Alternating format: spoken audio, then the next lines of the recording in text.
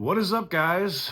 Welcome on back. And we talked about the Rams 1500s being moved to Mexico and about a month and a half ago. And then the Wall Street Journal pushed it out when they talked to some of the same sources last week. And now, because of the pressure from the White House, the Rams CEO has confirmed that pickup truck production is heading to Mexico. Damn.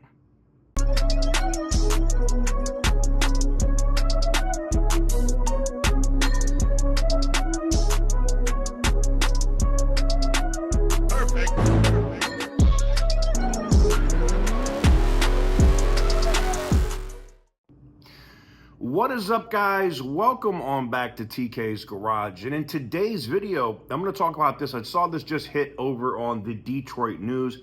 I already had most of the videos done for today for you guys, but when breaking news hits, we got to talk about it. But Ram CEO Christine Fuel confirmed Tuesday that Stellantis Brands plans to build some, notice how they use the word some, of its flagship Ram 1500 pickups in Mexico starting next year once its factory in Sterling Heights hits capacity. Huh. You mean the capacity where you're not running full shifts right now? That capacity? I'm a little lost here. What do you mean when it hits capacity? What's capacity? We're expanding the plant in Saltillo, Fuel said, on the sidelines of the Reuters Automotive USA conference at Huntington Place in Detroit. It's a relief valve for the Sterling Heights plant because we know that we'll be tapped out on capacity with the growth we're projecting in the 1500. You can't sell a 1500 right now. What are you talking about growth? Are you bringing back 5.7 V8s? Because outside of that, I'm not seeing any growth. I mean, like Chrysler, like the other brand that you supposedly manage, growth?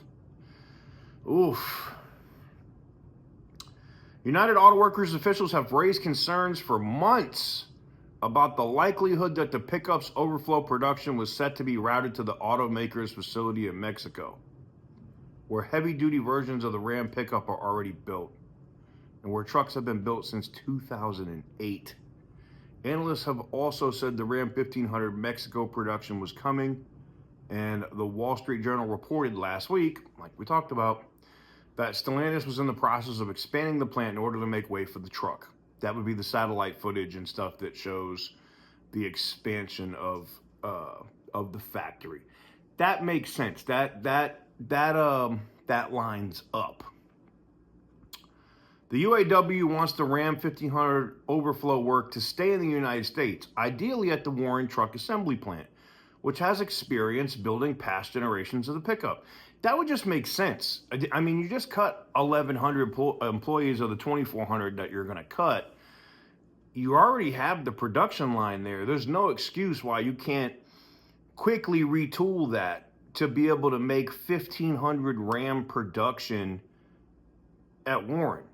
There's no reason to send that to Mexico unless your actual plan is to move all of the production to Mexico and you're only going to manufacture EVs, which you know are not going to sell. More on that later. I have another story on that. You're going to just manufacture the Ram EV trucks here, and nobody wants those. That's what I don't understand. And I understand that it's not just Fuel's decision, right? But it comes back to Carlos Tavares. It's just, I feel like they're literally just poking the UAW at this point, right? Yet the UAW Stellantis labor contract does allow for production of the Ram outside of the U.S. as long as Sterling Heights remains at capacity. It is expected to reach capacity because it will be producing not only the gas-powered pickup, but the Ram REV and extended range hybrid Ram Charger versions of the truck in the coming months. So basically, you see what they said there. Did you see how they clued that in? So basically, They're going to tool up Sterling Heights to make more electric trucks, more of the range extended Ram Charger, and less of the gas 1500. They're going to move all the internal combustion engine manufacturing out of the United States. I'm telling you, I've been saying this for almost 2 months now. So I don't know, man. This is interesting. It is interesting. In a statement, Stellantis noted that it recently announced a $235 million investment into the Sterling Heights truck plant known as SHAP to support production of the RAV and Ram Charger. Yeah, but the thing is, we know that that money came from the U.S. government. It's not like this is the other thing that drives me nuts with Stellantis. They keep pushing out we invested. You didn't invest dog shit. You didn't invest anything. The government gave you granted money to build electric vehicles, and you're putting that into the factory. Stop lying. You're not investing your own money. You're not putting anything of your own at risk to make these changes into tool up for these things. So I don't want to hear that. But anyways, I saw this break over on the Detroit News. I'm sure it's going to pop up on other sites. I wanted to talk about it because we've been talking about it and see what you guys think. That's the move. I've been saying that. I already said this.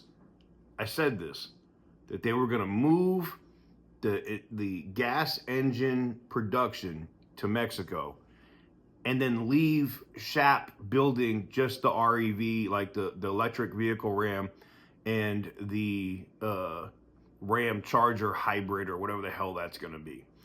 But I digress. Let me know what you guys think in the comment section down below. What do you guys think about this news?